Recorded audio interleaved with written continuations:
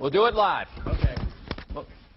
We'll do it live! Please remain silent while I am speaking. We have a lot to get through. Put that cigarette out. You know that I'm the cream of the crop. Oh my God, he's gonna puke! He's gonna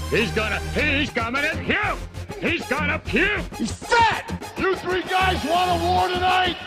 You got one! To beat a man, you gotta beat the man, and I'm saying, woo, right here!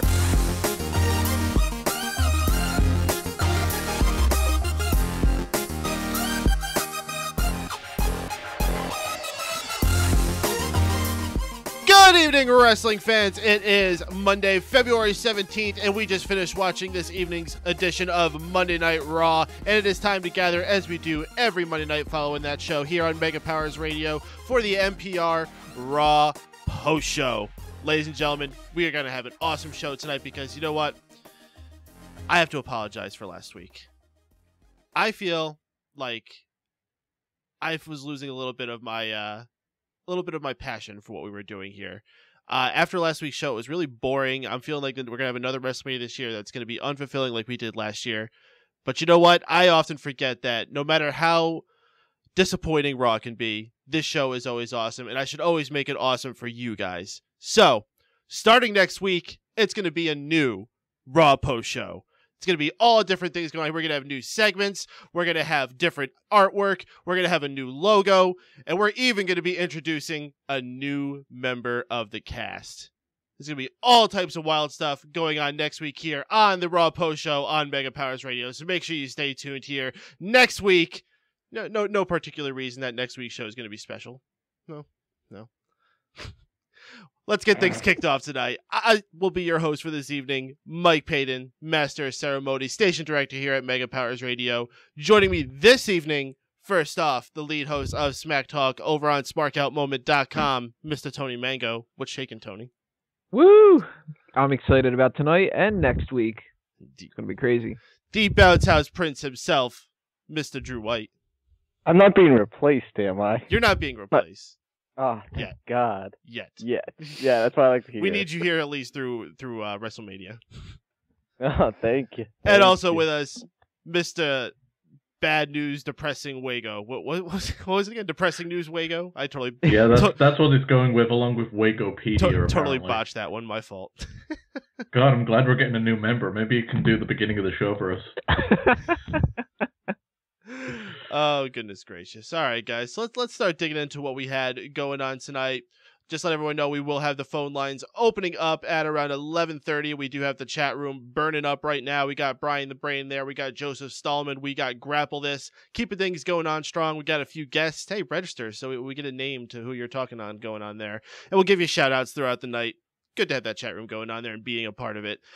Also, we will have the phone line opening up if you want to go ahead and get yourself in the queue. Area code 760-512-7247. That's area code 760-512-7247. You can also join us via Skype by pressing the little Skype icon on there. So many ways to get involved. As a matter of fact, we just opened up Twitter a couple weeks ago. You could also reach into us with the show with the hashtag Raw Post Show. So many ways for you fans to get involved. We always make this an interactive show. Guys, what should we talk about this week? I mean, it was just, once again, another blah Raw. As I said last week, I felt like last week was disappointing, and if I was just judging it based on Raw alone, I guess there was some things to enjoy throughout it, but I feel like they're just kind of stalling leading up into next week's show, which is their big WWE Network launch, perhaps maybe even a rebranding for them as well. What did you guys really take away as the most special thing that happened tonight? Why don't you start us off, Drew? The most special thing that happened tonight it's got to be the Cesaro and Cena match. That match is amazing, hands down. Best match of the night. Steven, what did you think was the biggest thing that you took away tonight? Well, it's always going to be a New Age Outlaws promo at the beginning of a match, just because I'm a fucking mug for those guys. But overall, it's definitely got to be Cesaro versus Cena. That match was awesome. Both guys went out there and put on a great show, and they're trying to make Cesaro look awesome, and I'm all up for that. Tony? I'm going to be the really optimistic person on this episode. I actually really liked this episode, and I got to say, if I have to try to narrow it down to one thing, it would be an umbrella category of making all the young guys stand out to the point where I didn't miss CM Punk. Who? Exactly. Absolutely. I mean, throughout this night, I think the biggest people we saw still get a lot of shine was people like Jack Swagger, surprisingly, Cesaro, Big E, pushing their new names, the Shield, and the Wyatt family. The Usos, too. And the Usos, of course, yes. So I can agree with you there. We did see definitely a lot of the younger stars coming out. Barely saw any Batista. John Cena was there, of course, and so was Randy Orton, but they weren't overwhelming as you would typically expect them to be at this time of year. So it's excellent that they're broadening their attention out over to other people. So let's run through all the matches we had that were between people involved inside Elimination Chamber. So we'll start off, I guess, since you guys named this one a lot, Antonio Cesaro versus John Cena.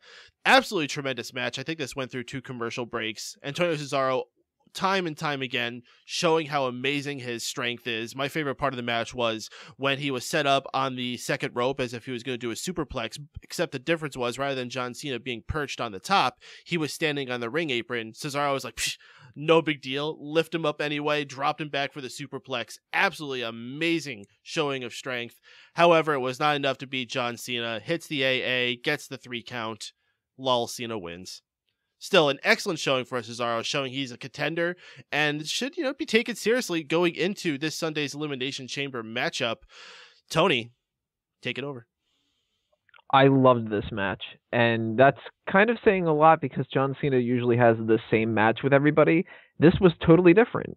Cesaro is somebody that I think is overrated by a lot of people, and I don't want to mean that in a way that he's terrible or anything like that, because he isn't.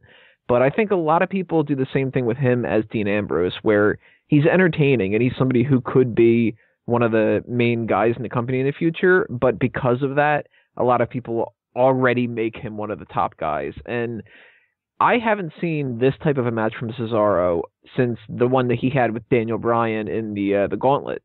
I forget how long ago that was, a year ago practically at this point. But these two worked really, really well together, and John Cena didn't have to take all the spotlight. Yes, he won, but what the hell? I mean, he was going to win it. It would have been a little bit more awkward if Cesaro would have won, because it would have seemed almost forced if he would have won. And by having somebody like John Cena win, but win in a way that it didn't seem like he was squashing him or just waiting to win like he usually does or something like that, Cesaro looked golden here. And something that Michael Cole, I think it was, had said, it might have been JBL, that really kind of sums it all up. This was a career-defining win. That made Cesaro look like he actually deserves to be in the Elimination Chamber match.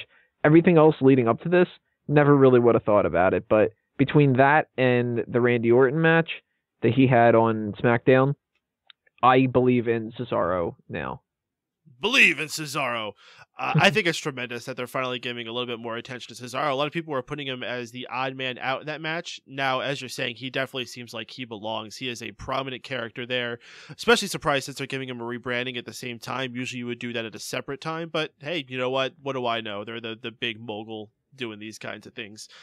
Giving a shout out to Grapple This in the chat room. He's saying the takeaway from tonight was the fact that WWE is no longer, quote, cookie cutter anymore. With Cesaro getting the push last week and the uncertainty leading into the pay-per-view as to who might win the championship, it's not your father's wrestling show anymore.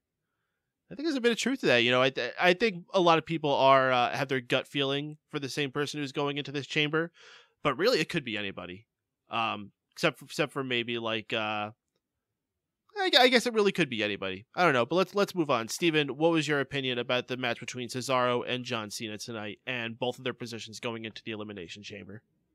I thought it was a great way of putting Cesaro over. Obviously, they're always going to protect Cena, and they're not too sure on where Cesaro's future is, so it wouldn't have been the right move to put him over in this match. But he got the win off Randy Orton last night, and he has a lot of momentum going into this match. I don't think Cena's going to win the Chamber, so I'd be up for the vote of actually having Cesaro eliminate Cena in the match. But overall, I think it was just a really, really solid match. He'd performed like this against Daniel Bryan, as Tony mentioned before, and obviously had that classic with Sami Zayn. So it's a guy that can definitely go in the ring, and I don't think there's ever been a question of that. With this whole rebranding and new interest that the creative team seem to have in him. I'm interested to see where he's going, and I'm interested in seeing where he's going to go with Jack Swagger and Zeb. Maybe we'll get to see a bit more of his character. Now I have a question. Underneath Daniel Bryan, who, big shock, was in 2 matches himself tonight, would you consider Antonio Cesaro the second Iron Man in the company right now? I don't know what you mean by that. The guy who has the best conditioning to go the longest distance. I still think Daniel Bryan's definitely the Iron Man of the company, but I think Cesaro's a close number 2. That's what I was saying. Underneath Daniel Bryan, is he number 2? With CM Punk gone, yeah, I'd probably say that. And I think that's a big credit to him when you also consider he is one of the strongest guys. May not look like it, but he has an intense amount of strength compared to a lot of the other guys. He is going to be a force to be reckoned with this year, I believe. I think it is time for Cesaro to get going. However, Drew White, what'd you think about Cesaro and John Cena tonight? This might be the best Raw match that has happened so far this year. I think that's a hands down pick right there. But the thing is, Cena may have these bad matches, but he will always have some, might say, match of the year candidates at some point during the year, and I think this could possibly be one of them.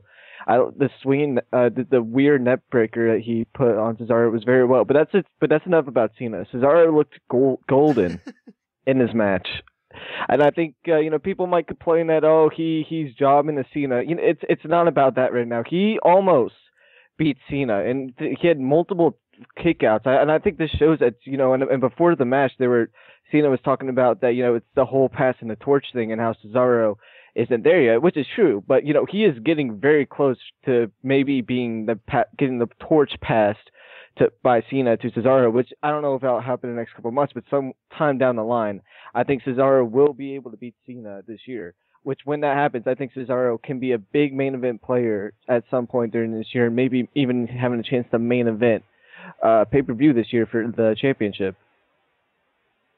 We got a couple people answering my question I said earlier about Cesaro being the number 2. Both Brian the Brain and Joseph Stallman arguing that Dolph Ziggler should actually be the number 2, and I could buy that. What about John Cena though? No one's really giving him any credit on this. Is there a chance that we could see John Cena going into John Cena Batista 2 or 3, depending on how you want to look at it, at WrestleMania 30? Anybody think there's a shot for that? No, and I hope fucking not. Not a chance whatsoever. Well, wasn't their match at WrestleMania 26? Wasn't it at least okay? I like their match at SummerSlam. I don't remember much about their WrestleMania match actually. I'd prefer to see that over Orton and Batista, but yeah, it's still one of those things. It's kind of like, God, no, not this. It's one of those type of things. I think they've kind of booked themselves into a corner now where they have to do Orton and Batista no matter what place on the card it is and no matter who cares. And I think a lot of stuff on tonight's show really showcased that people don't care about it. They're kind of screwing themselves in the way that they had to have Orton versus Triple H as the last match of, WrestleMania 25? And by that point, nobody cared about that either. So I think this is just one of those instances where WWE planned things out to the point where they needed to stick to the plan, and they didn't have the foresight that maybe not everybody else will be on board with it. Steven, I got a question I'm going to pull from the chat room just for you. Liberty Unlimited asks, what is WWE doing with Sandow? I have no idea what they're doing with Sandow. Was he on the show? No. He jobbed out to someone on SmackDown now. Well, I don't watch SmackDown, so I wouldn't know, but it's a shame because the guy's got some of the best mic work in the company and has proven he can go in the ring. I think he's in a Dolph Ziggler position now where the company had interest and now they just don't care anymore. I think he's going to get an IC run in the future, but that's probably about it. I'm trying to cycle through this long quote we got here from Grapple This. I think the point I want to pull out here, Dr. Tom Pritchard in a recent blog post shared that with indie wrestlers, that whereas the WWE has shown no interest in signing guys from the indie circuit at this point, he suggested them to stay true to their passion, that as witnessed with Cesaro, Daniel Bryan, Shield members, that it is intangible that fans latch onto, that pushing wrestlers more than what the WWE does. going into Elimination Chamber, and conversely, WrestleMania, the field is open at this point. So I think what he's saying is... Did Burhan write that? I think what he's saying is that with a lot of the big old-timers being there, but definitely in lighter roles, this is a time for them to pull a lot of these guys from the indie circuit and really make the brand about them rather than what they've been doing for the last 5-10 years. I think we could all get behind that, right? We'd rather see guys like Seth Rollins, Dean Ambrose, even Daniel Bryan, Antonio Cesaro, still throwing them on a list like that. We wouldn't mind seeing the company being focused on a crop of guys like that, correct? Yeah, definitely. I think guys like that have been more seasoned because they've not just been stuck in WWE's ideal world of development, and they've got grooming elsewhere, and they always put on the best matches, as we've seen. So I'm all for that. So I'm not as versed in what goes on in the indie world like that, but is there anybody that they should really be paying attention to at this point in the indie world? And I put that out to the chat room. Is there any names out there that you should feel? I know a lot of you are probably going to go ahead and say Chris Hero, but anyone here on the show, anyone you would think that they should be taking a look at? I wouldn't say Chris Hero. I think he had his opportunity and pissed it away. I'll tell you one person that this is a little bit of a cheap plug, kind of, but I work with an independent wrestling organization in New Jersey called Old Time Wrestling, and the head trainer there and one of their main guys who's been there for quite a while, Brian Johnson, is so much better than what he gets credit for. He really reminds me a lot of a younger Chris Jericho, and as far as I know, he hasn't gotten anywhere near as much recognition as he deserves, I think.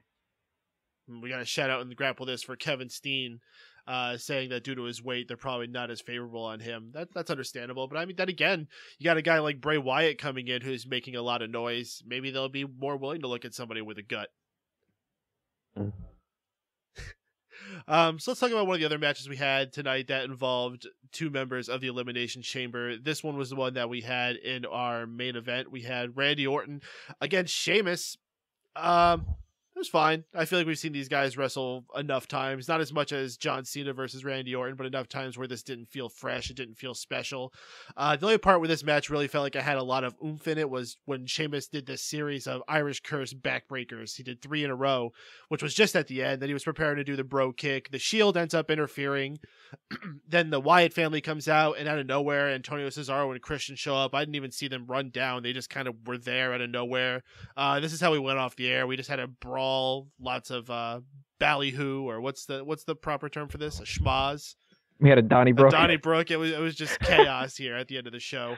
I never really like when they just end shows like this, and also for that matter, I don't like when they start shows like they did, where they have one person come out, they say something for like 20 seconds, and they're interrupted by another person, and then another person, and another person. They always do that when they have a big multi-man match in the main event like this, and it's so cliche and typical, and I freaking hate it.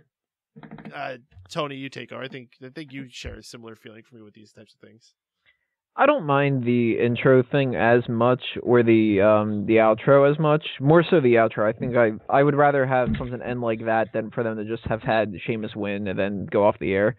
The intro one, I can't defend that as much. That is a little boring. And when we were doing our ceremonial chat that we usually do during the night, your opinion of the whole, like, oh my god, this is so predictable, like, when's the next guy coming out? Like, it does the same thing every time, so that's annoying. But this match itself shouldn't have been the end of the night, I think. I know that in their mind, Sheamus and Randy Orton are the two marquee names, that the two guys going against each other, they would make the most sense because they are two of the quote-unquote bigger stars. And the Cesaro and Cena one, Cena's the bigger one, and Cesaro doesn't match up to his quality in their perspective. But I gotta say, this was probably my most disappointed match out of them. And that's not so much on WWE's part in some way as it is Sheamus and Randy Orton. I don't think that those two really work that well together. I think Sheamus is pretty bland, and I think Orton needs somebody who's got something extra interesting about them to be able to shine. These two just aren't that entertaining to me. And if it would have been maybe the middle of the night or something like that, I could have glossed over it and forgotten about it by then. But without that brawl at the end, this would have been a much more sour note. So we're going to finish going around the panel here talking about the main event matchup from tonight's Raw, but once we finish, we are going to open up the phone lines. We already got them lighting up significantly, so if you want to be in there, make sure you get yourself in line. The number is area code 760-512-7247. That's area code 760-512-7247. You can also join us via Skype by pressing the Skype icon. Should be opening up in the next 4 or 5 minutes. Already people in there, so make sure you get yourself in line if you want to get on the Raw post show anytime soon. Let's finish up going around here. Steven, what'd you think about our main event matchup tonight? I was hoping the fans crapped all over this because I have no interest in either one of these guys, and they were quiet. I didn't get the reaction I wanted out of them. Overall, it was just a dud match. Had no interest. I think when it's one of those situations like we've seen versus Orton, where we've seen it that many times that we lose interest in it. I'm glad we had the brawl at the end, just simply because it raised the mood in the arena, I guess. That bit of wild brawl that we had lifted my mood and got me interested for the first time in 10 minutes after these guys had gone out wrestling. I really wish we'd finish the show off with Antonio Cesaro versus John Cena, though. Drew, how'd you feel about our main event matchup tonight? It was just kind of, I've seen it so many times, I really didn't care. I'm kind of along the same lines as Steven, where, thank God they had the run-in by like 12 people coming in, so at least it ended on a somewhat good note that the crowd was crazy and not, into it. But besides for that, I really wasn't into the main event. Sheamus and Orton, what do you expect? It's just, we've seen it so many times now, it's just kind of like Steven said again, the Cena and Orton is just getting to the point. All right, so with that, we are going to start opening up the phone lines here. We got lots of people on hold. We're going to ask everyone be patient. We will give time to all of you. Just please wait. Just make sure we give a fair amount of time to everyone to get their words in. We're going to open it up first to a caller from 412, good friend from the show. Pretty much called since this show has begun. Make sure we always get him in here every week. From Pittsburgh, Pennsylvania, Mr. JD. What's shaking, JD? Hey, guys. How's it going this Monday night? Absolutely tremendous, man. We're all indifferent on this. Some of us liked the show tonight, some of us didn't, but we're always happy to be here on the Raw Post Show. How you doing, man? Not too bad. I'm glad to be back with you guys again, as I am every Monday night. To talk to all of you guys, get my 2 cents in worth it. Tonight's show was a bland show again. I mean, obviously, they were hyping up the Elimination Chamber. That's the big thing. I think they could have put Cesaro and Cena in the main event. I think we could all agree that was probably the match of the night, and I thought it was terrific, giving them 20 minutes. I mean, they just didn't slow down. They kept the crowd entertained. It was hot. It was exciting. It was entertaining. It was energetic. And then, of course, like you said, you got a very bland ho-hum main event between Sheamus and Randy. I mean, you thought it would have been better. And then, of course, earlier in the night, you had Daniel Bryan and Christian. And, of course, the big question was, is Daniel Bryan's shoulder going to be okay after he took some beatings tonight? But all in all, it wasn't a bad show. I mean, the only thing that I was really kind of surprised at, however, is they didn't announce that next week in Green Bay they're going to have some of the big names coming out, like the Brock Lesnar's, the Shawn Michaels, the Hulk Hogan's, the Undertakers. I think they're trying to keep it low-key. But the only thing I really question about the WWE show tonight, however, was some of these matches they added to the show. I mean, you got the New Age Outlaws headlining freaking another match against the Usos. Then you have Goldust and Cody headlining the pre-show again. I mean, who the hell did they piss off to be in the pre-show warm-up twice in a row in the last couple months? Seriously. They're taking on Ryback and Axel. Give me a break. And then you have Titus O'Neil taking on Darren Young. Boring. They could have put that match on the pre-show rather than the Goldust match. How did Jack Swagger become number one contender? How'd that happen? I don't know. I mean, he won the Fatal 4-Way last Friday night, however. And you talk about Jack Swagger, however. I mean, for weeks we've been talking about the Real Americans splitting up, and I do think you're going to see that happen still eventually. But I'm just tired every week of Zeb Colter saying, "We the people." Every time I see them, I'm like, "We the douchebags don't care about you. Shave your beard. Quit being an ass." No, seriously, you're an ass. Never tell that man to shave that beard. That is a glorious, glorious facial hair. But some of these things tonight, I mean, again, there's one thing they didn't show tonight was The Miz interrupting Howard. Thank God about that. But some of the same segments, I mean, you have this whole thing with Santino and Emma taking on Fandango and Summer Rae. We've seen this for weeks now. Please, get a new story there. You had Los Matadores and freaking Sin Cara taking on the Wyatt family along with El Torito. Jesus, I mean, the last time we saw the freaking Matadores, I mean, they were headlining like the warm-up matches the last couple months. They haven't been on TV in like at least a month and a half. But what happens? Oh, they feed him to the Wyatts tonight. Then you have Mark Henry get squashed again by the Shield. I mean, who the hell did Mark Henry piss off the last 2 weeks to get just jobbed like this? I mean, he had a half-decent match last week against Dean Ambrose, and this week he gets squashed in, 3 minutes against Roman Reigns? What the F?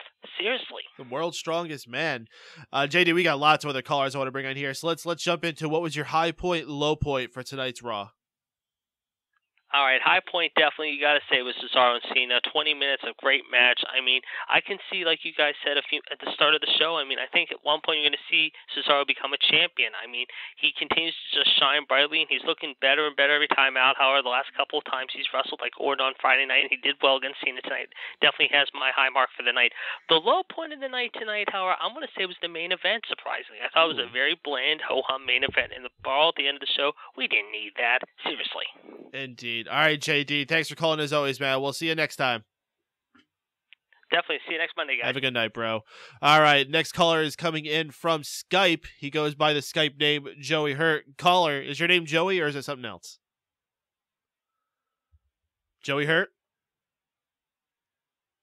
Apparently he don't give no shit. All right, we're going to drop Joey Hurt. Joey Hurt, if you get your mic working, please feel free to call back in. Once again, reminding anyone else, if you also wish to call in, you can do so via the phone lines, area code 760-512-7247. You can also do it using Skype by pressing the Skype icon on the broadcast page. Also, if you scroll down, if you haven't noticed, we got a little bit of a chat room going on down there. Lots of people chatting it up in there. Brian the Brain, Grapple This, Joseph Stallman, Liberty Unlimited, The Heel Turn, various VXs and Zs and Cs. I can't even attempt to pronounce that. What kind of name is that, bro? Let's get into our next caller here. Caller from the 606. Caller from 606. What's your name and where you calling from? Hey guys, it's Grapple This. Otherwise, my name is Trent, and I'm calling from Kentucky. Oh, what's shaking, Trent, man? Totally appreciate you calling in, bro. What'd you think about Raw tonight? Well, I tell you what, I listen to your old thoughts, and to be honest, I think that tonight is very indicative of the WWE going back to its roots from the 80s into the 90s, going more high impact, more shoot based. That transition you have witnessed over the past roughly 3 months off and on. I mean, yeah, it's still kind of hackney, cliche in parts, but they're still working it out. And overall, I think that the level of product is finally coming back up to the level of fan expectation that has been lacking for so long now. And I think that is part and parcel to do with the fact that Vince, Triple H, and as well as creative, finally getting on board and realizing what the fans want. But having said that, I think, tonight, I think Daniel Bryan did himself a disservice in that he's really trying to, play off of the crowd response more so than he has before.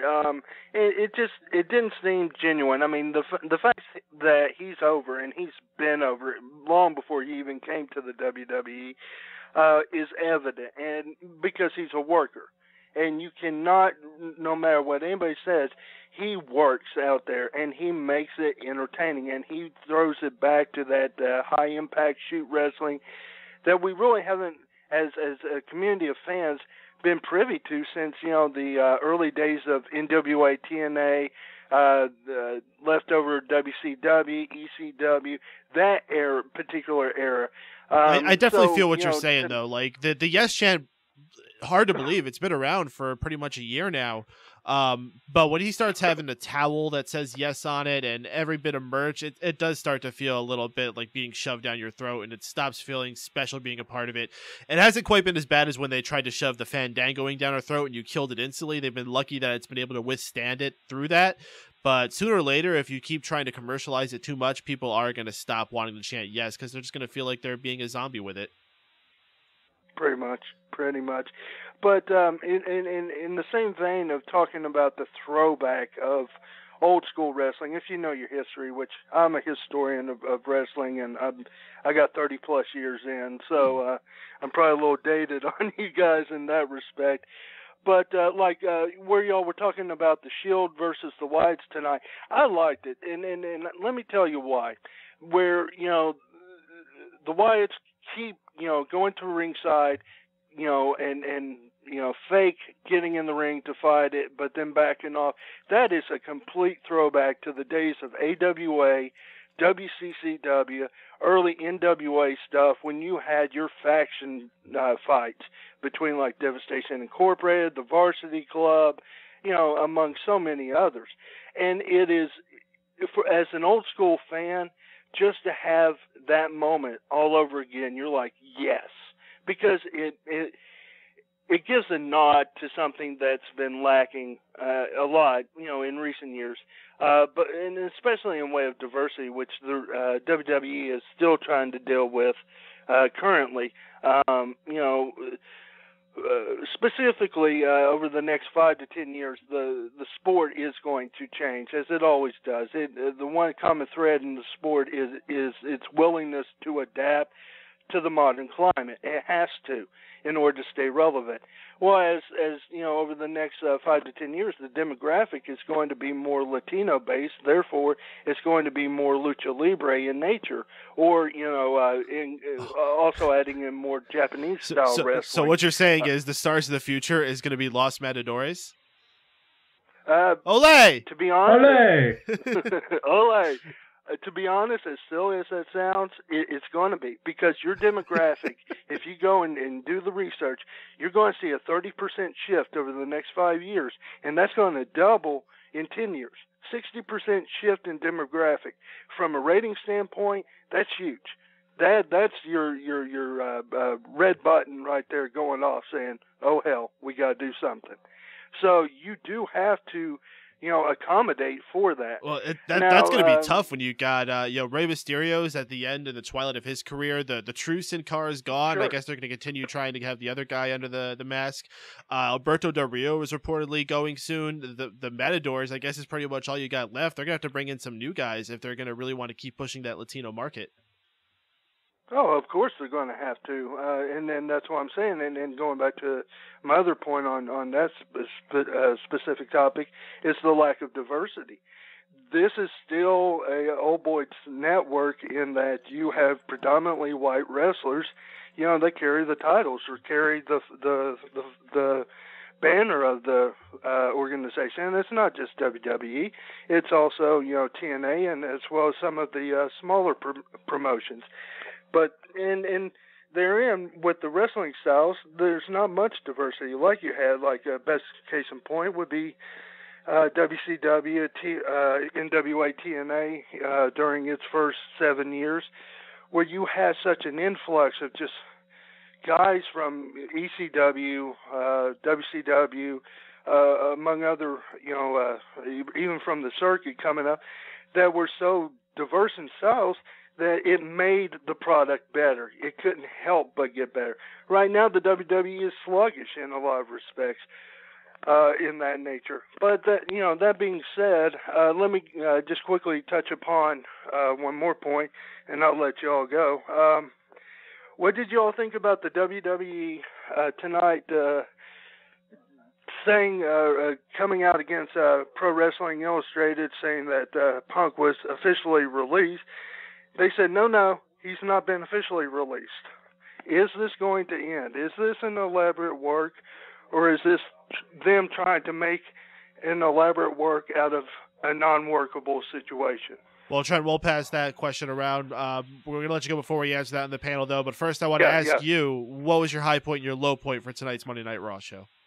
Honestly, I thought overall, because I look at it from a product standpoint. I've been in broadcast journalism 30 years now, and I look at it from the product, and if the product works, everything else falls in line. And I think tonight there was enough diversity, and there was enough of a throwback, and where the field is wide open at this point, because it's not going to be your Cena, it's not going to be your Ortons winning the title anymore, because Vince and Triple H, they're in that oh shit moment where it's like, we can't keep doing the cookie cutter stuff. It ain't flying. And it's not translating in ratings and buy rates for the pay-per-views, and especially going in with this network all their own. So they're going to have to throw it to the younger guys. But there, too, where these guys are aging out of viability, you can't help not to give to someone younger. So the fact that, there's a lot that's been opened up within the past month, really, I can't say enough about it. As a fan, it's a beautiful thing. All right, Trent, we appreciate you calling in, bro. We'll talk to you again soon, bro. Have a good night. All right, thanks, man. All right, guys. So I think Trent had a question for us. Let's just do an update of what we think about the Punk situation. We had differing opinions about whether we think this is a work, whether we think this is legit. Steven, I know you're the most committed to your opinion on it. Where are you at right now? Still a work. Drew? I'm still waiting until next week to make my final decision. I'm still 50-50 on it. Tony? Not a work. I think that this was just one of those things where they haven't officially gone through all the final negotiations yet, and they're throwing it out there to try to convince fans that everything's okay. Please watch the pay-per-view in hopes that Punk will pop up, and then once Monday Night Raw comes on next week and they have a bunch of other shiny things to distract us with, then we're not going to hear anything about Punk anymore. I think it's completely legit that he walked out. I wouldn't be surprised if we do see him again, but if we do, it's because they worked out a deal and not because that was the plan all along. Right. So it's kind of like, I'm kind of like 50-50 on what the deal with this is going to be. We still got a line of callers to bring on here, so while we go ahead and keep on chipping them through, we got a caller from 617 we're bringing on here. Caller from 617, you're live on the Mega Powers Radio Raw Post Show. What's your name and where are you calling from?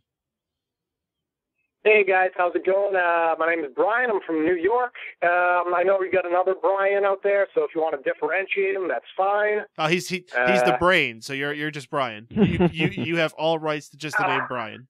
You could be Brian the Elbow or another different kind of Brian. You know how there was the Brian Kendrick? Can he just be the Brian? That's fine. BCN, my initials are fine. And additionally, if I had a nickname, I'd think of something original, so... What do you in time, we'll come up with something creative for you. But for now, man, what'd you think about tonight's Monday Night Raw? I will say that wrestling-wise, it was a solid show. You can complain about the booking, but the work rate was actually very good. Absolutely. What was some of your standout moments on the show? Things that I liked. I really liked the Shield versus Wyatt family build-up. Although, if you noticed, it was exactly the same as the week before. Like, they got into the ring, and then they had a stare down, and that was it. It was slightly more, because this time all three Wyatt members stepped into the ring for a moment. It's subtle. You got to watch for these things. You got me on that technicality. Yeah. This is old school wrestling. You got to stretch stuff out for a long period of time. You got to take baby steps. Matter of fact, I think they went too far. I think only Harper should have stepped in. Rowan should have stayed on the outside. Rowan needs to know his place. I'll agree on that. I'm just blowing y'all with my wrestling booking logic. Anyway, go on, man. What are some other parts of the show you like tonight? Other things I like, just a lot of small things that I think people don't appreciate. The Ron Simmons package was great. If they want to do like, hey, it's Black History Month, here's some guys that were important. The Ron Simmons package was really good. Oh, I was definitely touched by that. I was around to watch him beat Vader, but man, that guy was good. I definitely appreciate that they took the time to give Ron Simmons a little bit more recognition than just being the guy who says damn. They actually went very in depth into his time in WCW, winning the title. They really didn't even go that far into his time as in the APA. So I think that's cool that they gave him more of that time to his accomplishment of being the first African American champion, the first announced world champion. Yeah. Most of my comments tonight are really just responsive to people who want to hate a lot of shit. Okay. I tend to watch NXT, and I actually like the fact that Emma's hitting up onto the main roster now. Okay. I know that it's a little forced with Santino, but she has a unique moveset and a lot of personality. I hope you're not talking about her dance. It's a good dance. I hope you're not talking about her dance.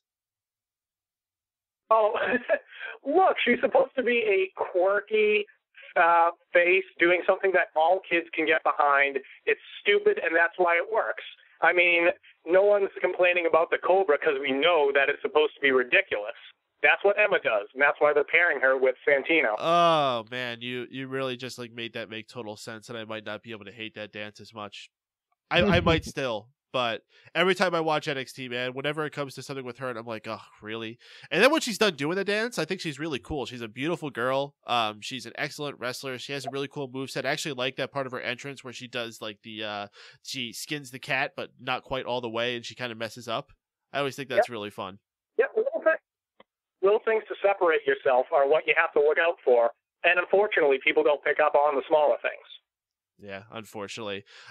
So what do you see going into Elimination Chamber? Who are some of your picks going into that? Elimination Chamber. If I were to guess, hopefully we're going to try to, I mean, I don't want to be Mark as everyone else is, but hopefully Bryan can walk out with the title, and we'll be able to somewhat salvage the main event. I don't want to ruin my low point before I go, but my main thing about Raw tonight is what the hell happened with Batista? He's supposed to be headlining WrestleMania, and they give him 3 lines in the back. That's all he's done the last few weeks. Yeah, has he wrestled once on Raw yet at all? I don't think I've seen him wrestle once on Raw. No. I mean, if he wants to look tough going into WrestleMania, why are they booking him to beat up a guy in a neck brace? That doesn't make him look tough. It makes him like a bully. I understand that. I know you want to keep Batista limited on TV because he's like ratings poison. In my opinion, he's like the least interesting wrestler to not be named Kelly or Kelly. But I mean, if he's going to the WrestleMania main event, it's clearly just to rationalize why they spent all the money to get him out of retirement. All right, D. Bryan, we got a couple other callers we want to get here, so let's go ahead and hop to your high point and your low point for tonight's Monday Night Raw. Well, you heard my low point, and that's what it was.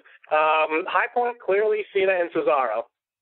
Match was phenomenal, and as much as I love Cesaro, you can't just not give Cena credit for it. 2 guys had a great match together, and you can tell that when Cena has a great opponent, it's because it makes his selling even more credible.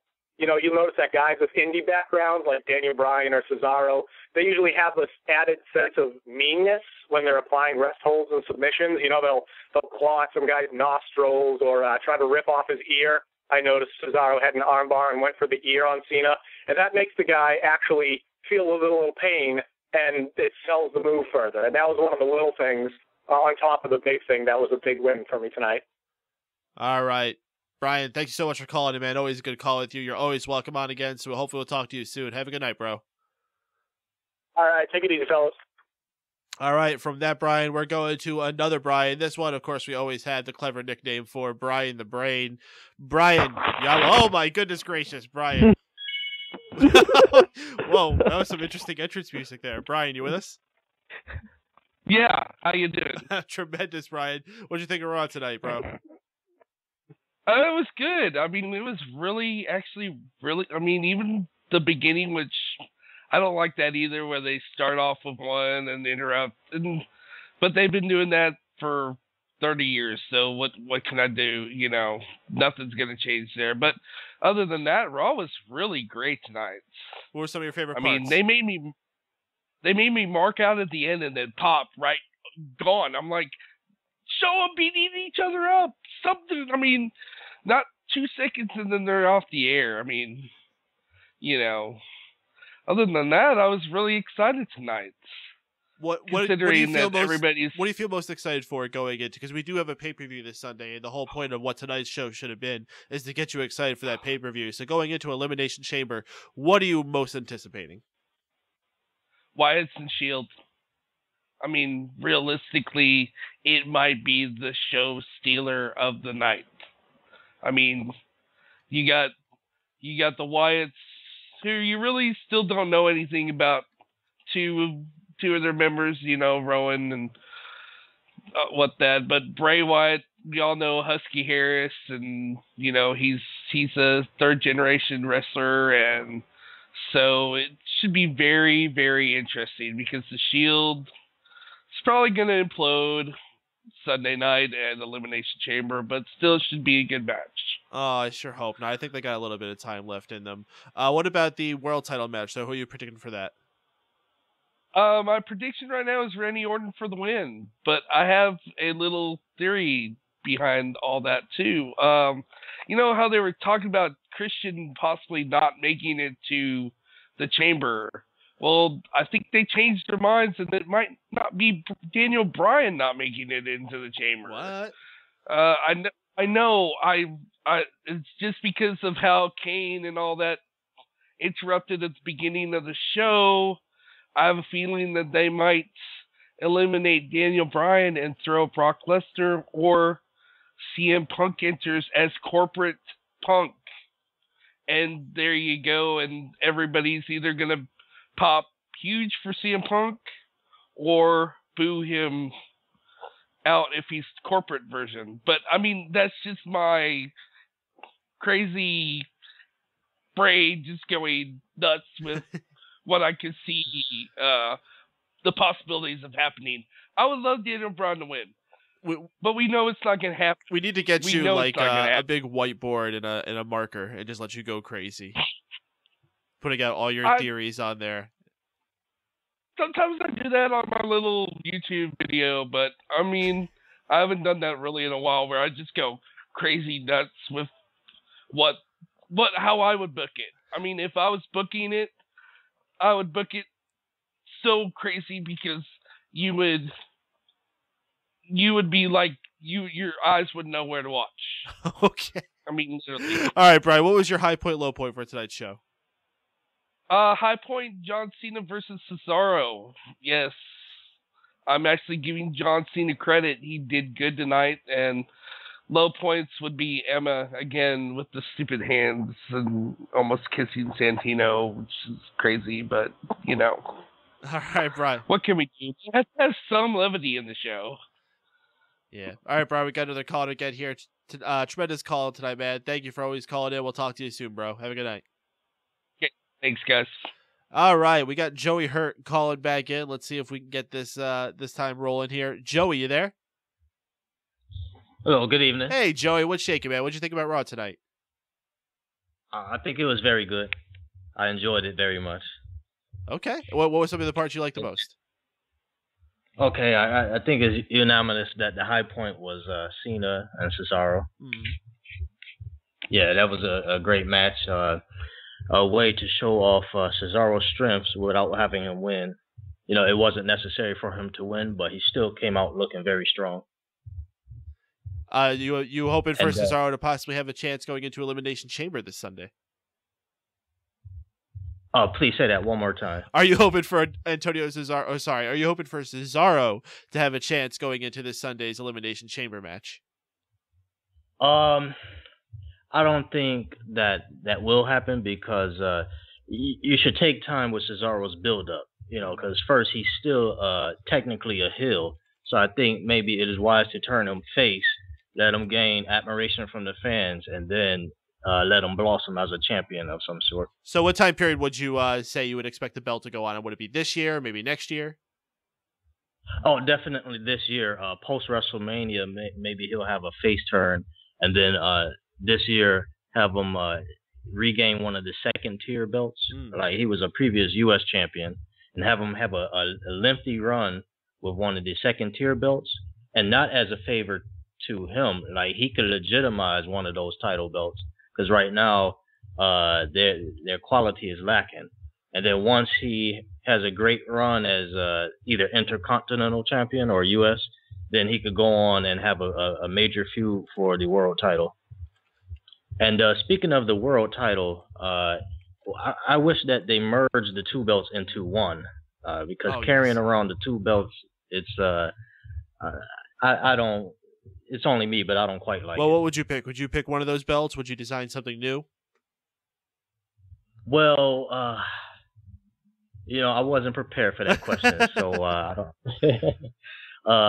But okay, to give an abrupt answer, that the WWE title, the one Rock introduced, yes. I think that's a handsome belt, and they can keep that one and kind of put the gold one away as a relic. It had a glorious past, but kind of you can shelve that and keep that WWE belt. It does have a look of that kind of belt that you would only see on a shelf in a Hall of Fame. It's like, wow, look at that. That's from like the 1920s. Right. Yeah. And I'm glad that The Rock introduced that belt and they got rid of the spinner belt, which they should have done. Yeah, when that Cena rap gimmick was over, then they should have retired that belt. Nope, we got like 8 glorious years with that spinner belt. Joey, who is your favorite for the Elimination Chamber matchup then? I would have to say Randy Orton, and the reason is, they had Randy Orton on a losing streak with these gauntlet matches he going through. Like he lost more than he won. So with that, you never go with the obvious with WWE. They're making Randy Orton to be that he's the loser of the 6, and constantly you hear the commentators say, "Oh, the champion has a 20% chance of winning," making it look bad for him. And when you see that, go for the long run. Go for what they're trying to make you not go for. Indeed. What about the Wyatts and Shield matchup? What do you hope to see with that? Wow. I don't know if during that match there would be a Shield breakup, or maybe later on the road to WrestleMania. But I can't even pick a winner with this. I don't know if there will be some inconclusive ending to it. But they're both hot. And if you ask me, the Wyatts are a little more on their ascension than the Shield. The Shield been around longer, so their decline has begun. So maybe the Wyatts are hotter. But the Shield is still very formidable and fun to watch and unique. And so, in conclusion, I haven't decided the winner, but clearly there will be a breakup with the Shield, in my opinion. Roman Reigns is the hottest baby girl.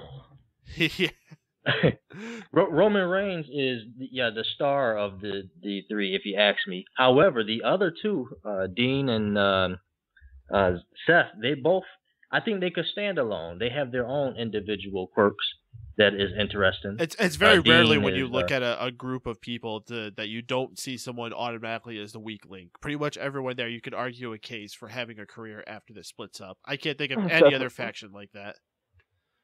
I agree with that, yes.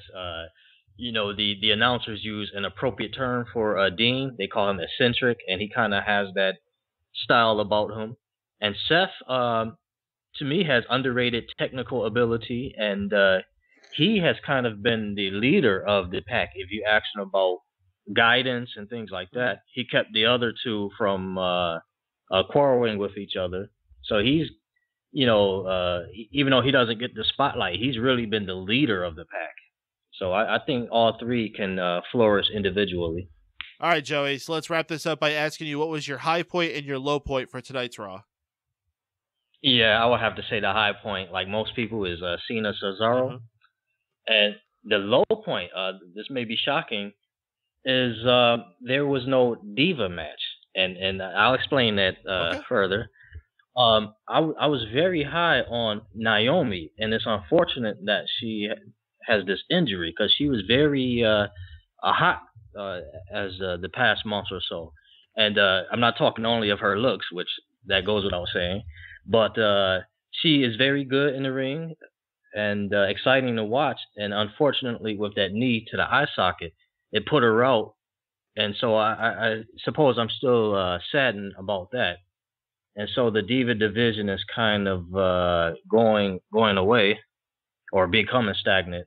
But if she was indeed still around, that would have been exciting to watch, her chase of AJ. Oh, it sure would be. But since she is gone, I mean, what are we going to watch? Cameron take her place?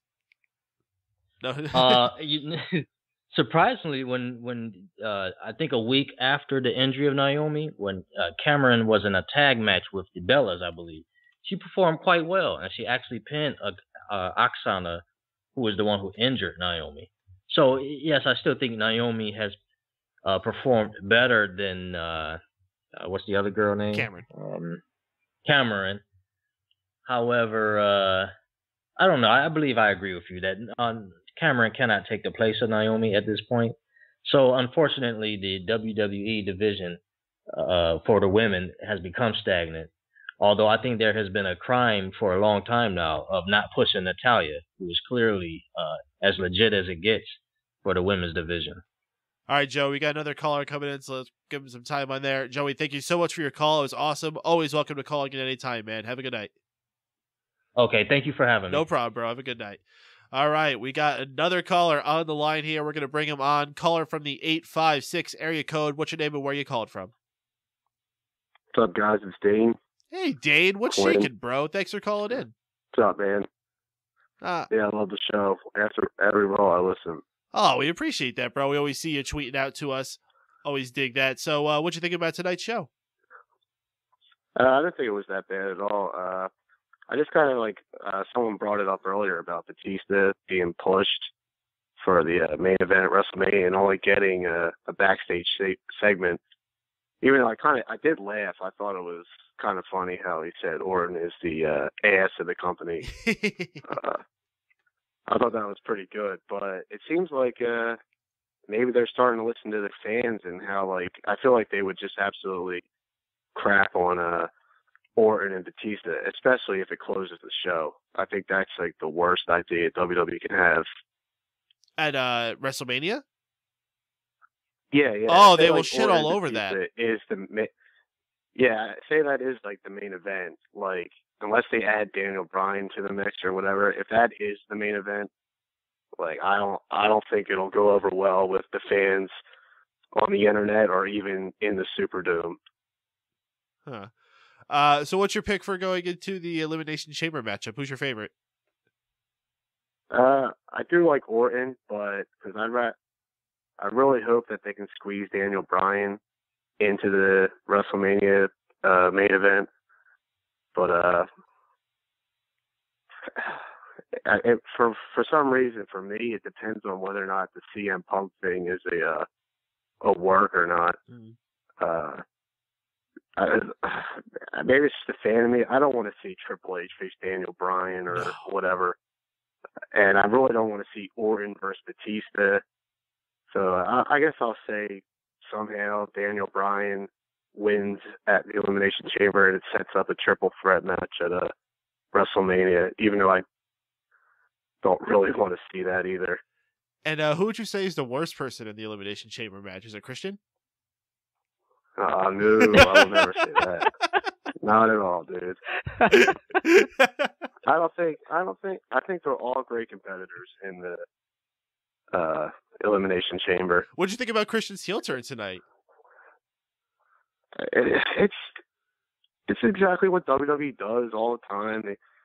I don't know. It's like so late in his career that like it's just sad. You don't got time to do a legitimate heel turn. It's like, oh, he's heel now. Let's go. I think they should put a blue dot over his face. He's a heel, and then on SmackDown, I'll be like, wait, he's a face again? And no, he's a heel. He turns heel on Raw or something. And it makes me sick because Orton fails all these tests and gets suspended, but he's the champion. And CM Punk gets all these main event slots and pay-per-views, and he walks out of the company. Christian never even gets a chance. If I were him or Ziggler or Ryder, I would just take up another job or something, find something else. Well, there's always TNA. Guys like that. Christian's been there and conquered that, man, like nothing. Yeah, Christian was too big of a fish for that pond. Like there really isn't anything for these guys to do. Maybe go to Japan. That's about it. Who the hell wants to go to Japan? Because then you got to live in Japan. I want to go to Japan. Yeah. Tsunamis and everything. Like, God knows. So what do you think about also the big match also coming on Elimination Chamber, the Wyatt family versus the Shield? I think the Wyatts will win just because they're planting the seeds for like the Shield to break up. If this match occurred maybe like back maybe a little after like SummerSlam, I would be more excited for it. But now it just kind of seems like the Wyatt should win. I mean, it's really not even a question if you ask me. All right, so let's ask you what your high point and your low point for tonight's Monday Night Raw was. High point, definitely the Cena and Cesaro match. Both guys, like everyone gives credit to Cesaro, but you know Cena's in the match as well. And Christian and Daniel Bryan had a great match as well. So overall, I thought like the matches, although predictable at times, kept me entertained. So that's always a plus. And low point, I mean, I really don't care about Batista too much, but the fact is that one of the guys on the call said it good, like pushing a guy in a neck brace seems kind of weak. Like, kind of hope Del Rio wins, but even though that's not going to, everyone in the world knows that's not going to happen. So probably the lack of use of Batista for having him win in the Rumble and just like, if he wasn't on the show, you wouldn't even notice. Even The Undertaker did more between Royal Rumble and WrestleMania when he won it. Yeah, and I think it's just the creative. I really don't think it's like lack of dates like Lesnar or because he's obviously in the Undertaker.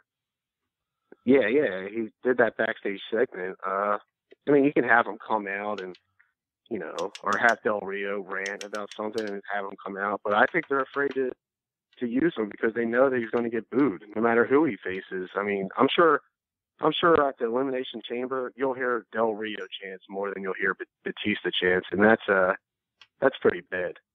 Oh my goodness! All right, Dane, excellent call, bro. We'll talk to you again soon, man. Have a good night. Yeah, thanks, man. Love the show. See you later. Dane's awesome, man. Lots of awesome callers. We just had a string there. It's fantastic. Still some time if you want to get in here.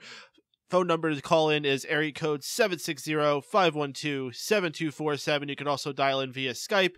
And we have the chat room burning up. We got Brian the Brain, Grapple This, Liberty Unlimited, Stephen Wago, our very own, chatting things up in there, VXCZVZ, which I believe is Dane, who is just on the phone with us here, and the heel turn, getting himself some heat in the chat room there. Be careful there, bro. We don't want any big fights in there. Play nice. Boo.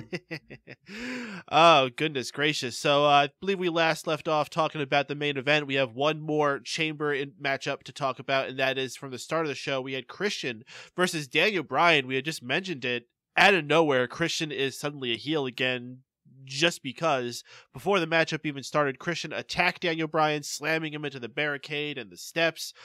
Christian fights all throughout the whole match, attacking Daniel Bryan's shoulder, but ultimately Daniel Bryan is able to get the roll up for the victory. However, after the match concludes, Kane comes out and says, "Daniel Bryan, you have another match, and it's against me." So Kane wrestles wearing a wife beater, which I thought was a weird outfit for him. Like at the Rumble, he came out with just the suit pants, no top. And Kane's looking in fantastic shape right now. So if he wants to flaunt it, good for him. But apparently he didn't want to tonight. He wanted to be the fat kid in the pool. Kane ends up getting himself DQ'd in the match when he keeps attacking Daniel Bryan's arm while it's wrapped around the corner ring post. And that's where it leaves it. Daniel Bryan not looking like he's going to be in good shape going into this Sunday's Elimination Chamber. Let's pass it around to you guys. What do you think about the attacks on Daniel Bryan from Kane? And what do you think about the heel turn for Christian? Tony?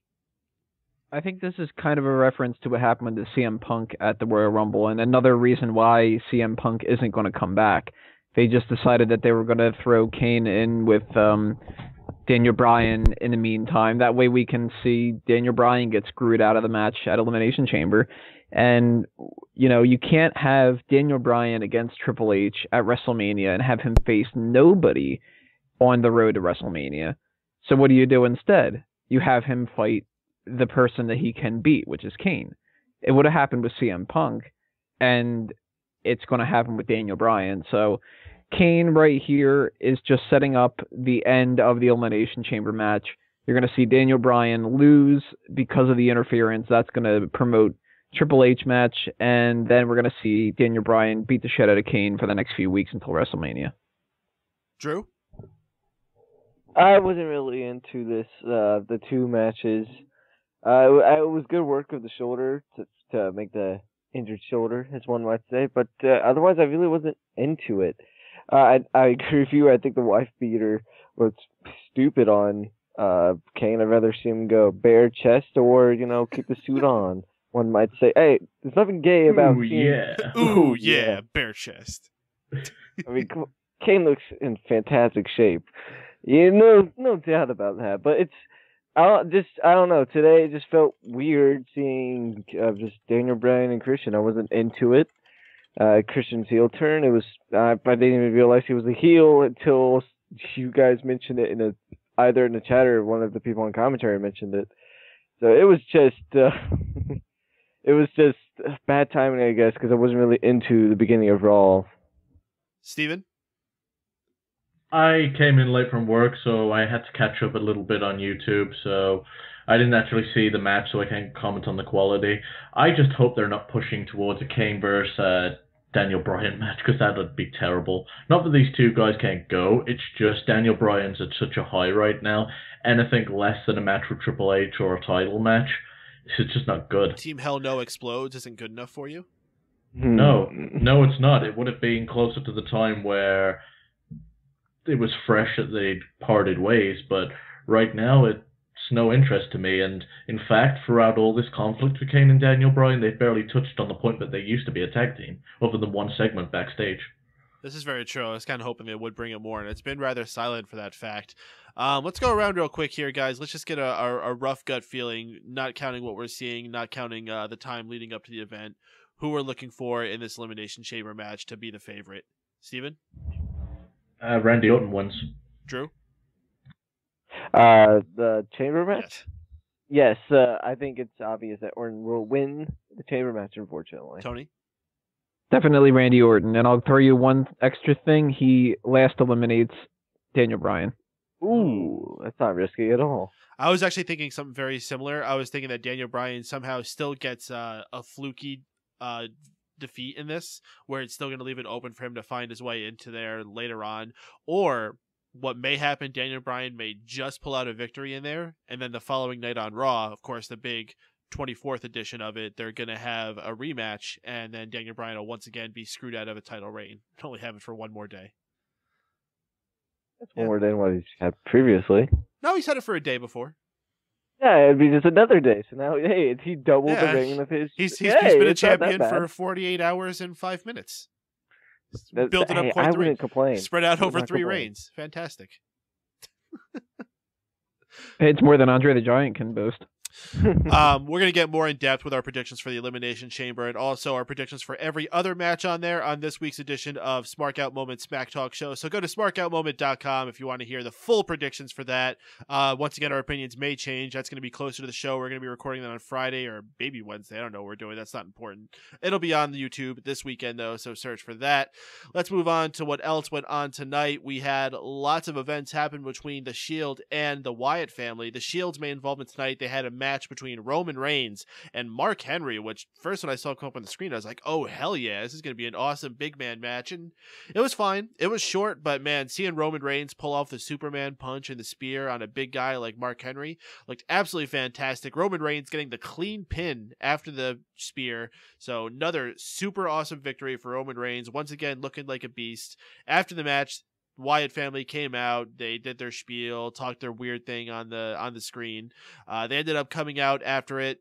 They had another face-to-face. This time, as I was saying before, rather than just Bray Wyatt stepping into the ring, all 3 members stepped into the ring. Roman Reigns, once again looking like the bravest guy out of them all, steps forward and almost does that thing where he draws a line, like, I dare you to cross it. Wyatt family, though, opting not to cross it, once again, going for the exit and leaving out. So, I guess we'll just stick with this match for now. Tony, what'd you think about the Roman Reigns and Mark Henry matchup? I thought it was pretty good, and I thought that one of the best parts about it was how Roman Reigns is really coming into his own as a babyface, and he hasn't even turned yet.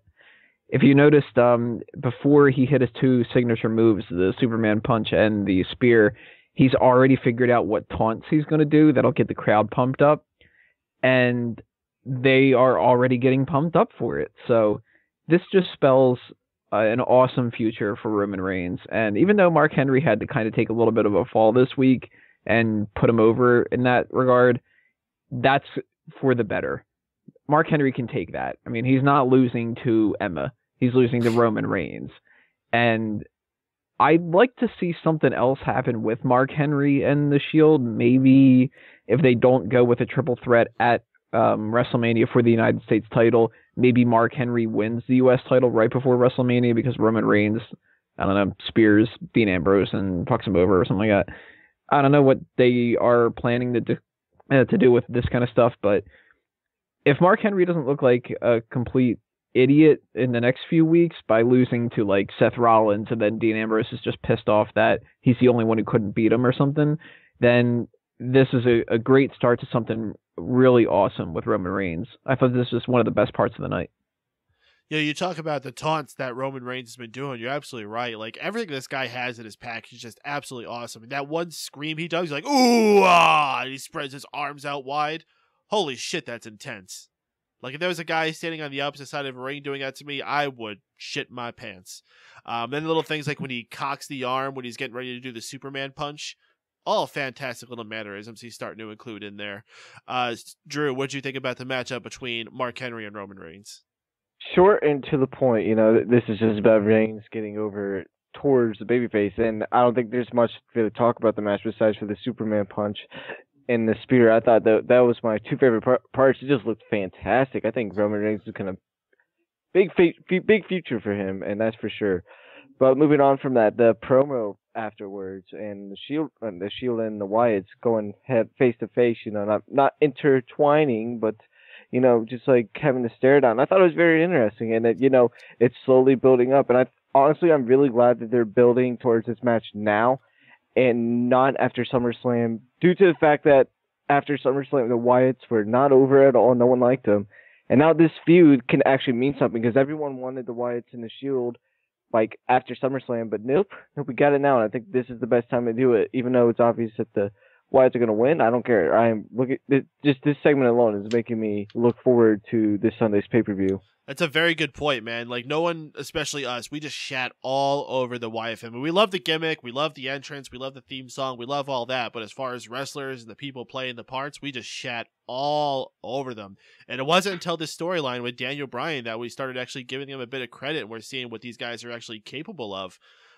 So kudos to Daniel Bryan. A lot of people shit about how Daniel Bryan had to, drop himself down a peg to work with these guys, or however you want to say it. But you know what? Now the Wyatt families are that much more important, and we're that much more excited for what they're going into with the Shield. Excellent point, Drew.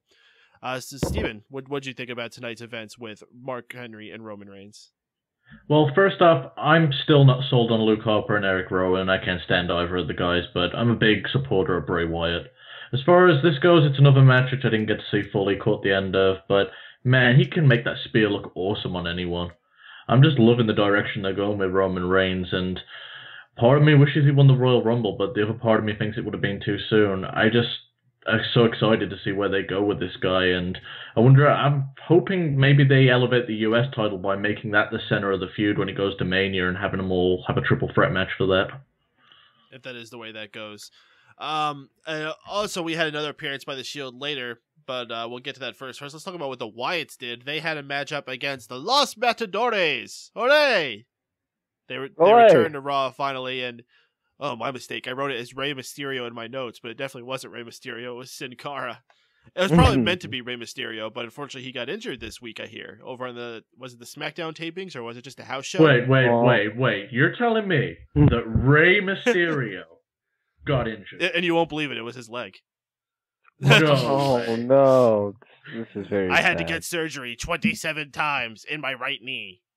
You know what? There was always people talking about him faking injury so he could cash out on the guaranteed money in WCW. I wouldn't be surprised if he's pulling that shit again. Somebody brushes by him. He's like, "Oh man, my leg! I'm gonna be out for another year and a half." Remember where that check goes, guys? It's area code 619. Booyaka. Also, I want royalties for that line.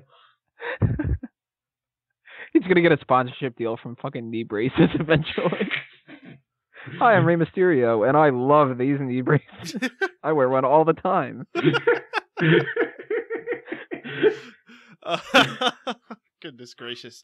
I didn't even see how this match actually ended. I just know the Wyatt family won, as they should have. I don't even know who was really... Did Torito do something? I kind of hope. Probably not. I don't know. Someone tell me. Kind of did something, but it didn't really help. I think Rowan, was throwing him up against the I don't even know what you want to call it. He was throwing him, and the Matadores got involved. Then Sin Cara was awesome. Then a clothesline. That pretty much sums it up. All right. And you should never be a I'm never letting you do play-by-play again, Drew.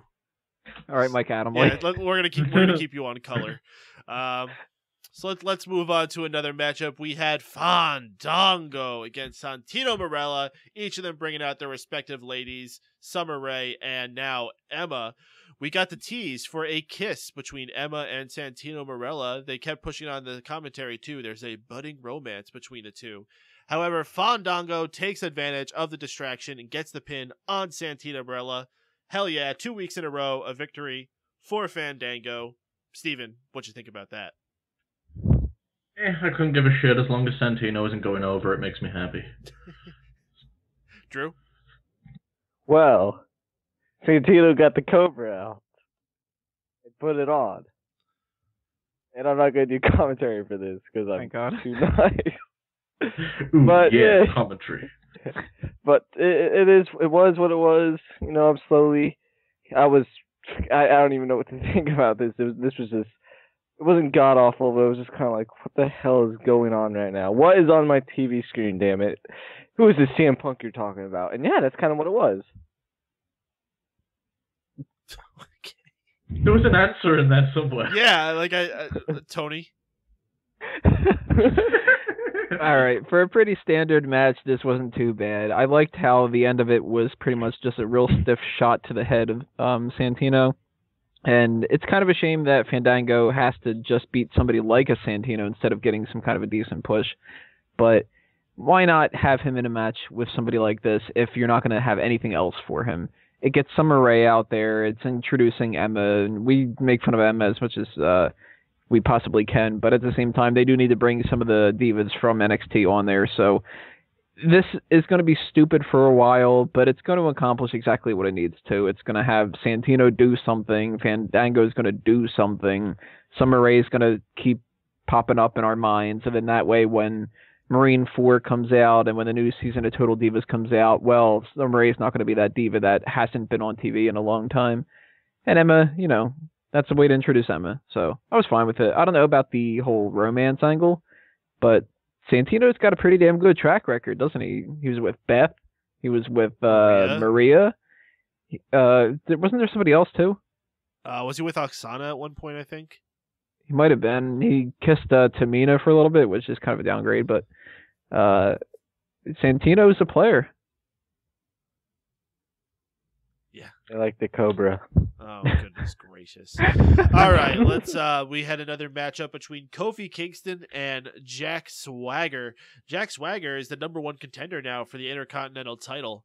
I guess that's happening at Elimination Chamber. Who knows? The only matches people care about are the Elimination Chamber match and the Wyatts Shield match. What's an Intercontinental title? Exactly. Swagger wins this with a Patriot Lock. After the match, Big E makes his entrance.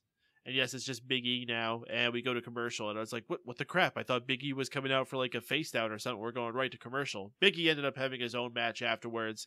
It was a handicap match against Drew McIntyre and Jinder Mahal. Where Heath Slater was, I have no idea. We had the pleasure of having Zeb Coulter remain at ringside during this, though, with a microphone in hand, shouting over it the whole time. Luckily, we got no jokes about LeBron James or Kobe Bryant or whoever it was that got Abraham Washington fired. AW, yeah. We didn't have another incident like that. Big E ends up winning after 2 big endings. This was fine. You know, we got to build to a Jack Swagger, Big E match. I still want to say Big E Langston so bad. Just say Langston. It's going to take a while for me to adjust on that one. But what'd you guys think about our bits here? Are you excited for our Intercontinental title matchup? Do you think that after the Real Americans break up, is there still going to be hope for a fellow like Jack Swagger? Drew? No and no. Okay, Anthony. Okay. Oh, but the one thing I want to say is that Drew McIntyre was wearing the trunks tonight, which only means one thing: face turn. Okay, Tony. This was a good attempt at giving Swagger a little bit of something to go into the match. I mean, you can't really believe that he's going to win the Intercontinental title, and by having him beat Kofi Kingston, he looks a little bit better than he would have if he would have just gone into it with nothing. He is a former world champion, you know. Yeah, but that doesn't mean jack shit. I think most of the roster's a former world champion. That's going to be his new nickname. They're changing Big E. They're changing Cesaro. He's going to be Jack Shit instead of Jack Swagger. But Big E looked strong tonight, so that's good. Big E is going to look strong at the Elimination Chamber when he beats Jack Swagger, and Jack Swagger is probably not even going to have a match at WrestleMania. If we could all only hope. Steven? I couldn't give a fuck about Jack Swagger, and I don't know how beating Kofi Kingston makes you a #1 contender for anything. When was the last time he won something? He pinned Randy Orton a few weeks ago, but I guess everybody's been pinning Randy Orton lately. Yeah, that doesn't count anymore. Like, Orton's like on the bottom of the rankings if they existed. But I've got no interest in seeing Jack Swagger versus Big E go at it. I think they're going to clash, and it's just going to be a bore. Hopefully they don't give him much time, and it doesn't last more than 10 minutes, which is a shame that I'm saying that about an IC title match, but that's just how far the title's fallen.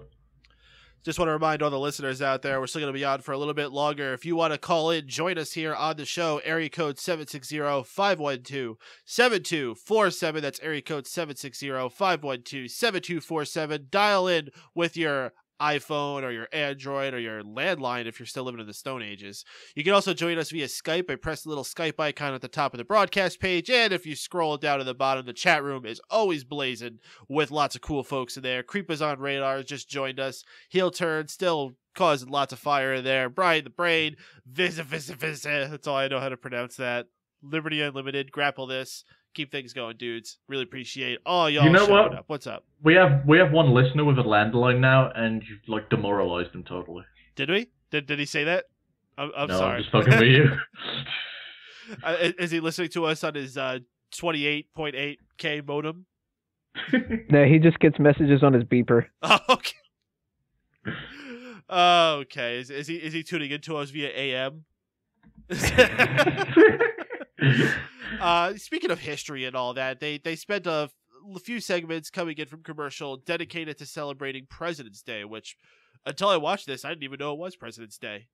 I guess that's what happens when you don't work in retail anymore. You kind of forget where all these non-important holidays are.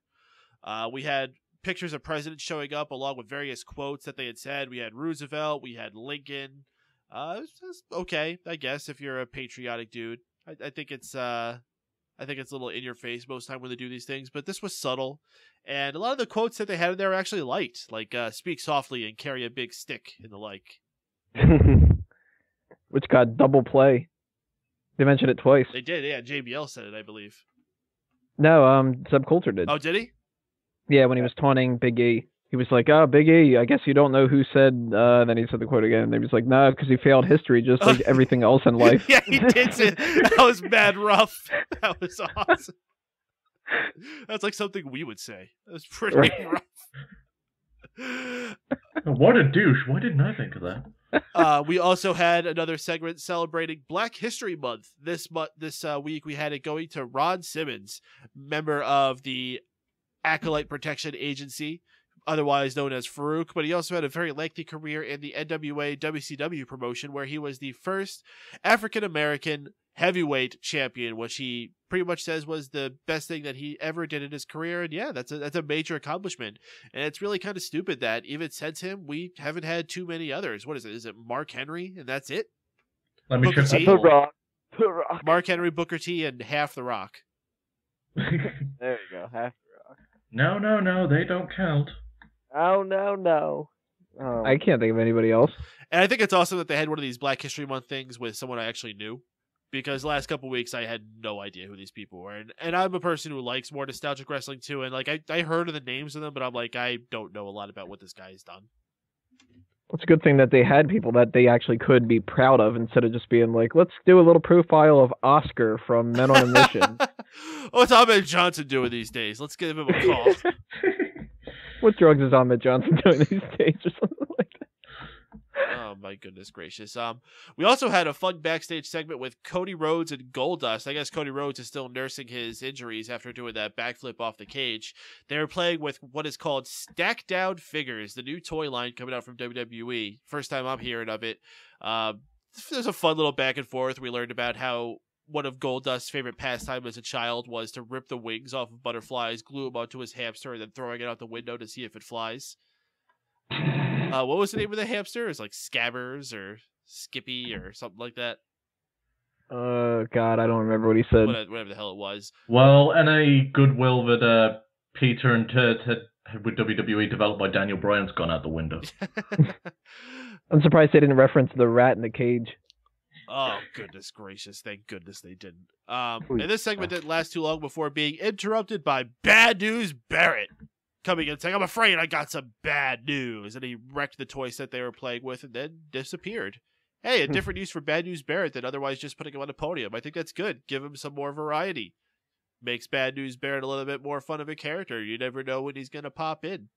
Otherwise, this was fine. You know, they want to promote their products, and if you want to do it in a fun way that gets some people on screen that we don't always see there, because I can't remember the last time we really heard Goldust speak through a whole segment like that, so that was refreshing to see. What'd you guys think? Any of you guys dig this? I dig it. I've got some depressing news for you. Wade Barrett's never getting a push.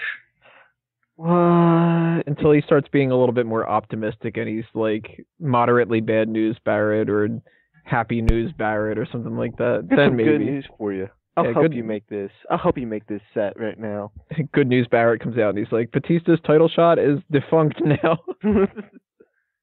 Maybe he can have a split personality. One of them's good and one of them's bad.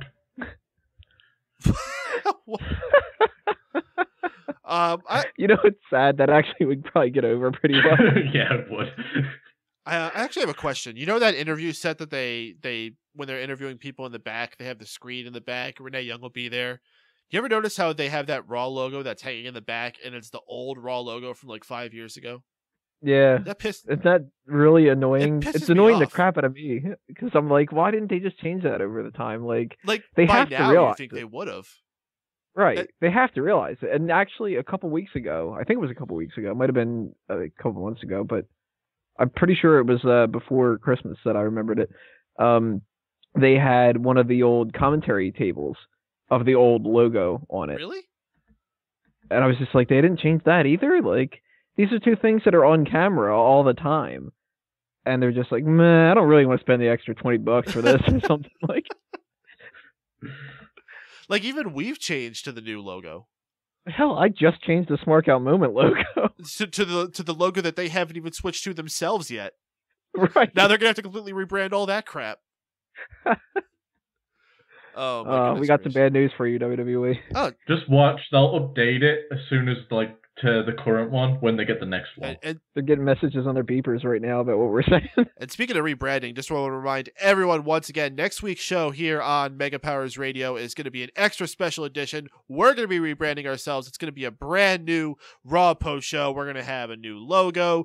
We're going to have all types of new segments. We're going to be going hard, and we're going to have a brand new member of the cast. It's going to be super awesome. Kind of wanted to launch it this week, but I figured I would let things pasteurize for a while, you know? Yeah, you just keep milking it and get all the excitement going, Paden. What are you talking about?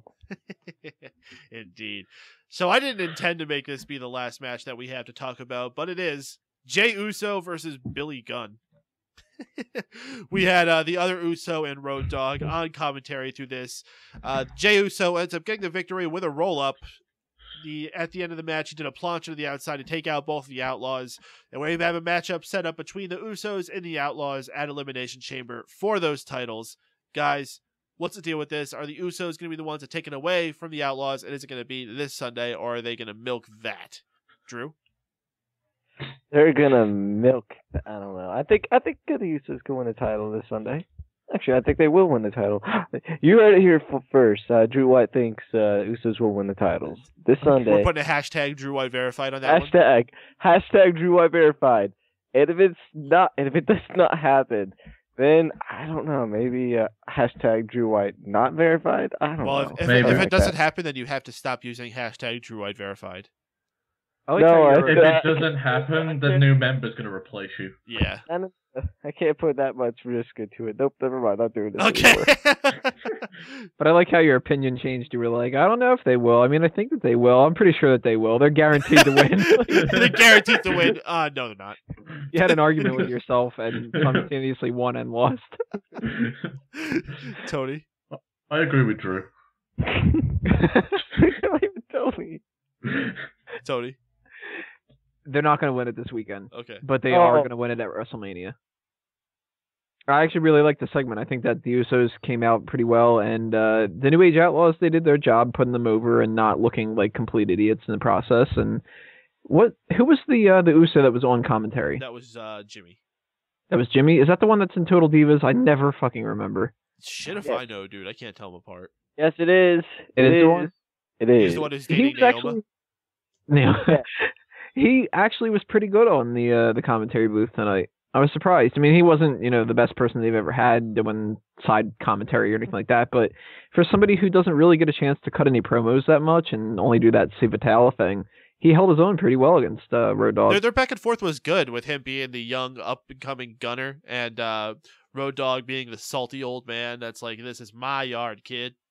Right. I liked it. I'd like to see more between these two tag teams, whether or not that's at WrestleMania or they carry it on to Extreme Rules or whatever, but I think it's not ready yet for the Usos to win. They're going to get cheated out of it this time, but come WrestleMania, that's going to change. Steven? I really enjoyed the back and forth between Road Dogg and whichever Uso it was. I like what they're doing. I hope they drag it out to Mania, though. I think the New Age Outlaws should hold on to it through Elimination Chamber and then drop it into the Usos at Mania. And also you can drag the feud out a bit after that and have the New Age Outlaws chase them. It's not a feud that has to be cut and dry, start here and end at Mania. They can get some good mileage out of this for a while, and I'd be all for it. All right. Well, with that, we've talked about everything that went down on Raw tonight. You know what we didn't have on Raw tonight, unless I maybe missed it? We didn't have a Chrisley commercial. Oh, I had like 20 of them. Oh, did you? Yeah, I had like 20 of them. Oh. Well, there was the thing about his daughter's dress, and he's like, class, not ass. Well, then he's like, hey, son, you got some text messages. Come look at him. He throws it in the freaking water. I had that one too. You know what other commercial's starting to get on my nerves too? I don't know if you're getting it. The Farm Heroes Saga commercials, where it's like it's from the creators of Candy Crush. Yes. And it's like all these bubbly animals, just like, but watch out for Rancid. Oh my goodness, it's just so cheery rainbows. I can't take it. Just after the next game, you just fart out rainbows. It's way too much happy for me.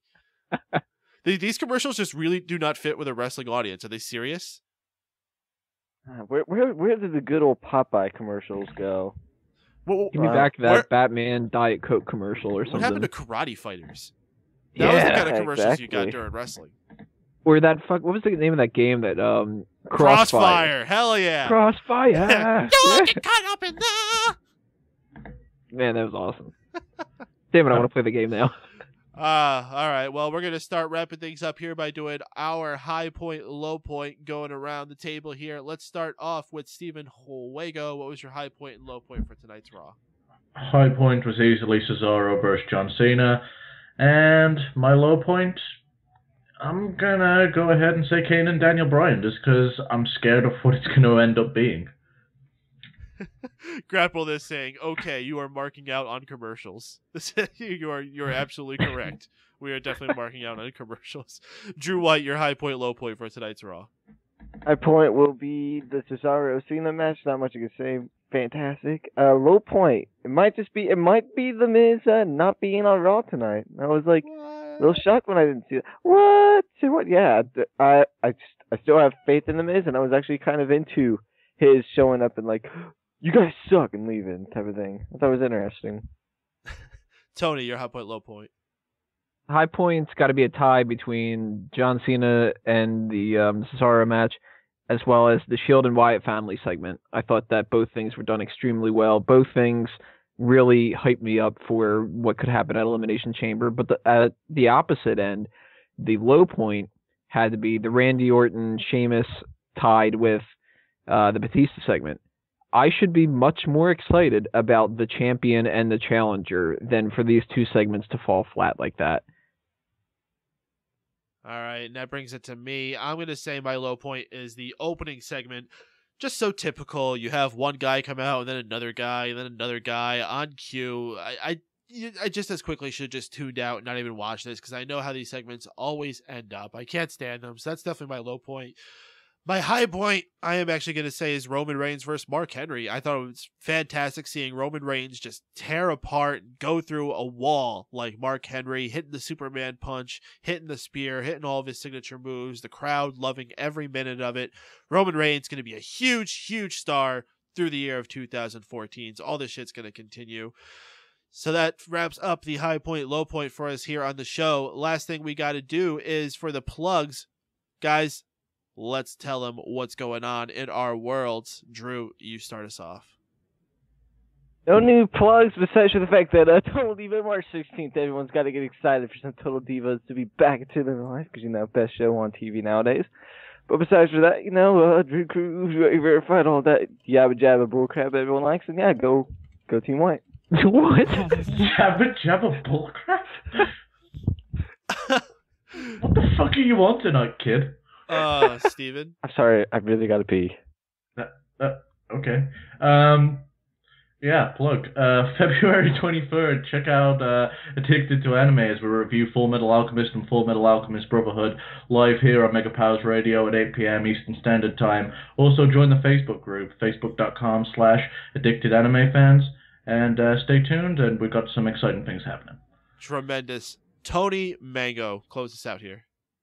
Same things as always, guys. SmarkoutMoment.com is my wrestling website. You can check everything out on that website that I have to do with wrestling, other than on Bleacher Report and on Smack Talk. This week, we are going to be doing our full predictions for the Elimination Chamber pay-per-view, as well as all the other segments that we usually do. So make sure that you check that out on YouTube, iTunes, and Stitcher, and follow everything else at A Mango Tree by doing a search for all the other crap that I've got going on. Jibba jibba, whatever the hell Drew had said. Yabba jabba bullcrap. Shimmy shimmy cocoa bond, shimmy shimmy right. All right, everyone. We certainly hope you enjoyed tuning in to the Monday Night Raw post-show here on Mega Powers Radio. We will be here every single Monday night, especially next Monday. Y'all should be tuning in. I don't think anything else too excellent is going on. We're going to be having something super special. It's going to be the brand new Raw post-show. You certainly want to join us for that. It's going to be an excellent episode. New segments, new fun, new member of the cast. Lots of awesome stuff going on, so make sure you're here every single Monday night, not just next, but every single Monday night, megapowersradio.com. Join us on Facebook, facebook.com/Raw Post Show, on Twitter @Raw Post Show, or using the hashtag Raw Post Show. Also, please subscribe to us on iTunes and Stitcher Radio so you can get us automatically on your iPod, Android device, or whatever it may be. So you don't even have to think about looking for us if you can't be here on Monday. We'll automatically be there waiting for you on Tuesday morning for you to listen to. For Drew White, for Tony Mango, for Stephen Wago, I'm Mike Paden. We'll see y'all next time on Mega Powers Radio. Have a good night, y'all.